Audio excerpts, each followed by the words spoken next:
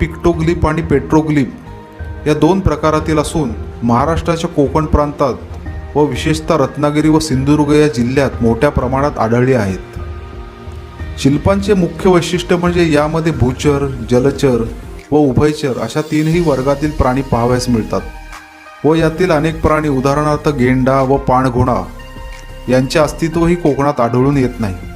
विशेष म्हणजे राजापूर येथील देवाचे गोठणे येथील कातळ शिल्पांच्या परिसरात चुंबकीय विस्थापनाचा चमत्कार पाहावयास मिळतो, जो यापूर्वी फक्त जगात बर्मुडा ट्रायंगल येथेच पाहावयास मिळत होता व तो म्हणजे येथील 125 मीटर त्रिज्येच्या क्षेत्रात होकायंत्र सुद्धा चुकीची दिशा दाखवते. कोकणातील या कातळ शिल्पांचे जागतिक स्तरावरील महत्त्व ओळखून त्यांना युनेस्कोच्या संभाव्य वारसा यादीत स्थान देण्यात आले आहे. मात्र ही कातळ शिल्पे कोकणातील मानवाच्या हजारो वर्षांच्या अस्तित्वाचा